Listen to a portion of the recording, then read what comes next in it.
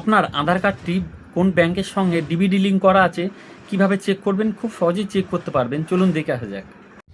এর জন্য আপনি গুগলে চলে আসবেন। গুগলে আসার পরে সার্চ করবেন এনপিসিআই লিখে সার্চ করে প্রথম যে লিঙ্কটি আসবে ওখানে ক্লিক করে নেবেন। ওখানে ক্লিক করার পরে দেখুন এইরকম আসবে।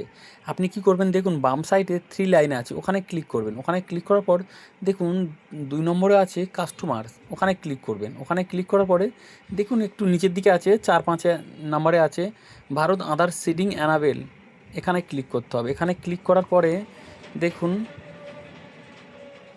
একটু সময় নেবে, কারণ এনপিসিআর সাইটটি বর্তমানে কিন্তু একটু স্লো চলছে।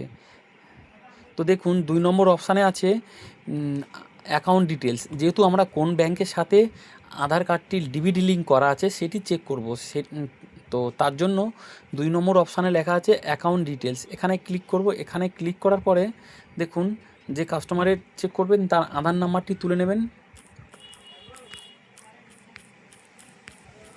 আধার নাম্বারটি তুলে নেওয়ার পরে দেখুন নিচে যে ক্যাপচার কোডটি লেখা আছে, ক্যাপচার কোডটি দেখে তুলে নেওয়ার পরে দেখুন রিসেট এবং সাবমিটে ক্লিক করতে হবে। সাবমিটে ক্লিক করলে আধার লিঙ্ক আছে সেই ফোনে একটি ওটিপি যাবে।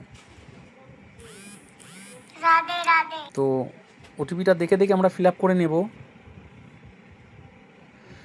798481 হ্যাঁ, ওটিপিটা আমরা দেখে ফিল আপ করে নেই। ওটিপিটা দেখে ফিল আপ করে নেওয়ার পরে দেখুন কনফার্ম এবং ক্যান্সেল, আমরা কনফার্মে ক্লিক করব। কনফার্মে ক্লিক করলে দেখুন আপনার যে আধার কার্ডটি সেটি কোন ব্যাংকের সঙ্গে ডিবিডি লিঙ্ক করা আছে দেখিয়ে দেবে। দেখুন এই ব্যক্তির এয়ারটেল পেমেন্ট ব্যাংকের সঙ্গে ডিবিডি লিঙ্ক করা আছে, তাই দেখিয়ে দিচ্ছে।